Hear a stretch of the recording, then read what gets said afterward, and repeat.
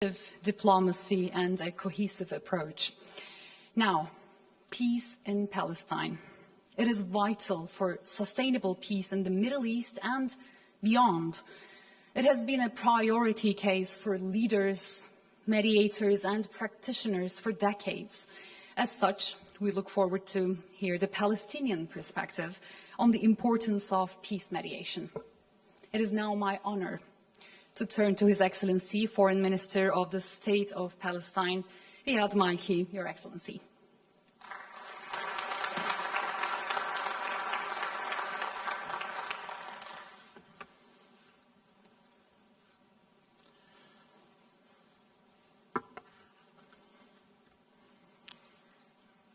Excellencies, colleagues and friends, I am honored to share the panel today with dear friends of the Palestinian people, Minister Maulud Shawish Oglo, Minister Sheikh Dr. Ahmad Nasser Al-Muhammad Al-Ahmad Al-Jaber, to discuss with other international officials the central topic of peace mediation and recording diplomacy.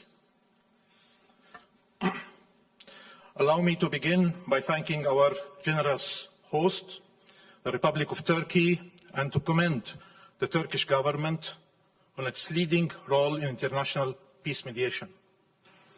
It is most impressive that for the past 12 years, Turkey has co-chaired 3 distinct groups of friends of mediation at the UN, the OSCE, and the OIC simultaneously.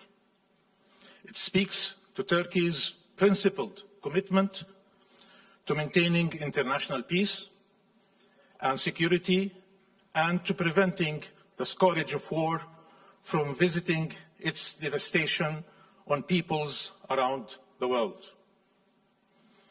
In this connection, we welcome Turkey's hosting of senior diplomatic talks between the Russian Federation and Ukraine in Antalya and hope that they will succeed in bringing an end to the raging conflict that has had a devastating humanitarian impact.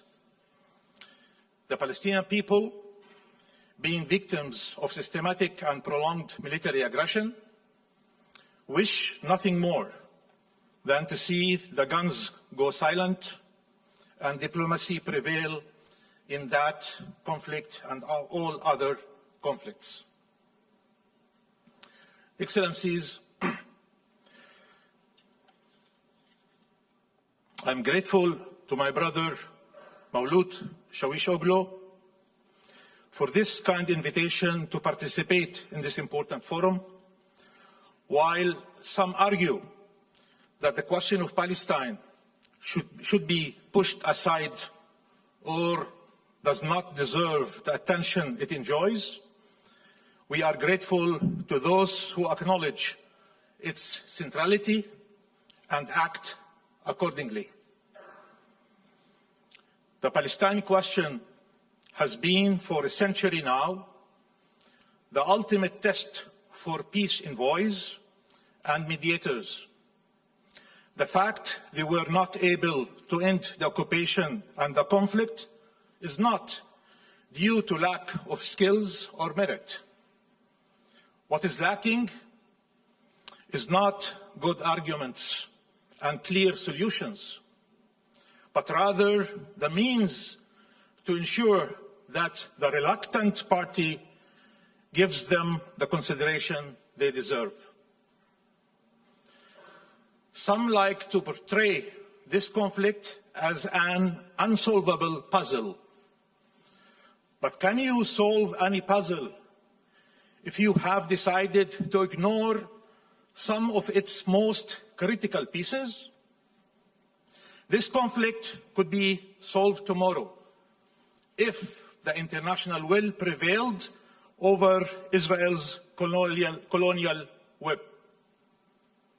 All of us here believe a solution should be guided by the first lines of the UN Charter, entitled Purposes and Principles of the UN.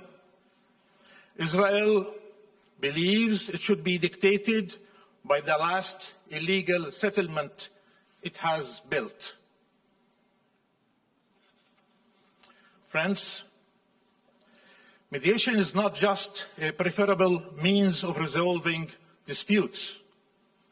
It is the most effective means of conflict resolution suggested by the UN Charter.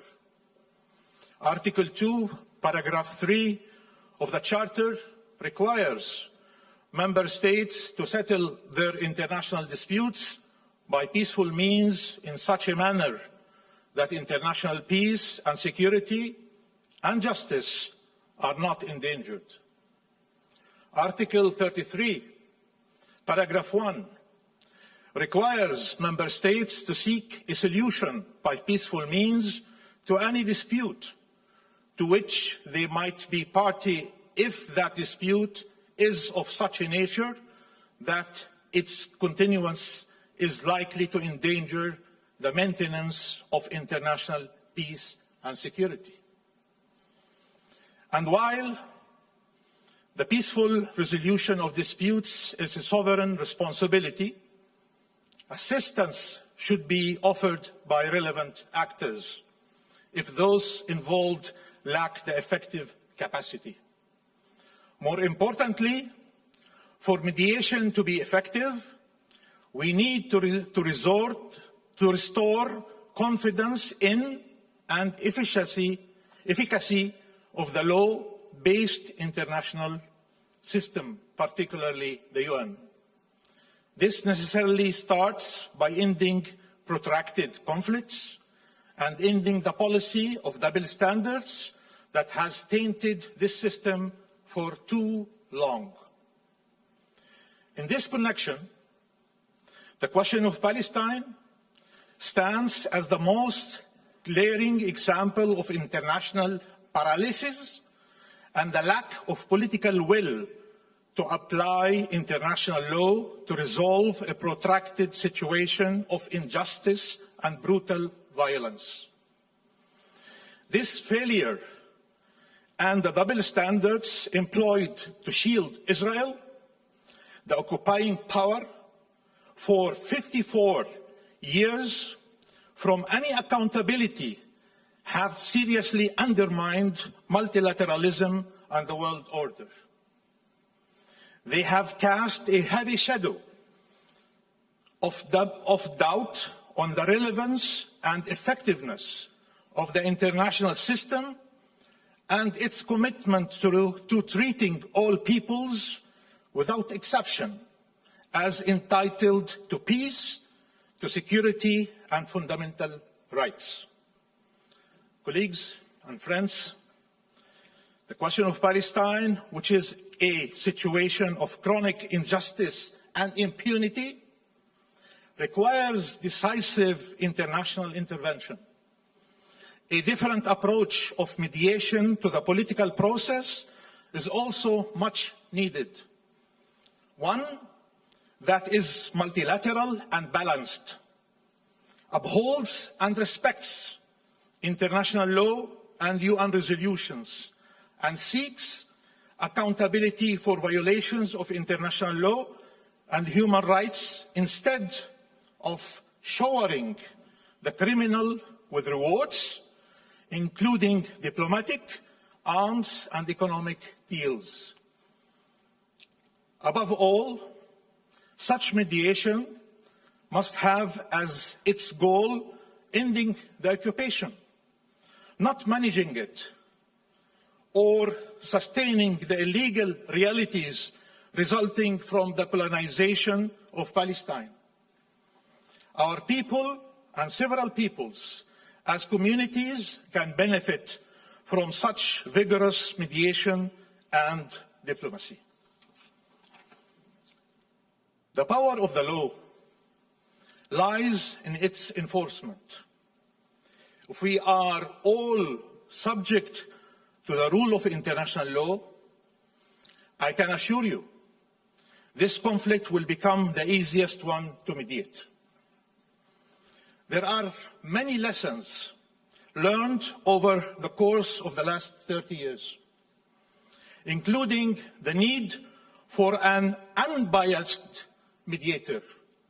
Unbiased mediator. And that is why we have called for multilateral mediation. There is also a need for a clear normative framework for these negotiations to have any chance of success. And this normative framework is well known. It is grounded in international law and enshrined in UN resolutions and enjoys an international consensus. No party can pick and choose or rewrite the rules to serve its unlawful objectives. It is key to sustain momentum. That is why there should be a binding time frame. It is critical to ensure that legal obligations and commitments cannot be breached without consequences. It must be clear that mediation does not aim to manage the conflict, but rather to end it. And that means ending the occupation in all its manifestations. We were told that negotiations are the only acceptable means to end the conflict. What shall we do when Israel rejects openly peace negotiations and a two-state solution? When it shows defiance towards the rule of international law and compliance with settlers' agenda, what should we do? What do we do then? Wait till they change their mind, or actually do something about it before it is too late? In recent days, we have seen every mean we were told could not be activated for over 70 years, deployed in less than 7 days. Amazing. Hypocrisy. What is missing are not the tools, but rather the will to resort to them. We need international action to translate the law into reality on the ground, so it can be a shield protecting our people and a sword against all those who violate the law. Every state could contribute to a package of incentives and disincentives to reward compliance and deter violations, to chart a path towards the freedom of our people and peace for all. We need a common agenda for peace, where collective will and complementary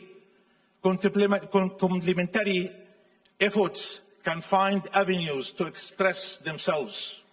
And all those who have a say can speak up and act to end the dispossession, displacement, and denial of rights of the Palestinian people, and to achieve just and lasting peace in the Middle East. Palestine is the ultimate test for the rule of international law and the multilateral order. We have heard so many talk about it in recent days. A test the world cannot afford to fail. Thank you very much.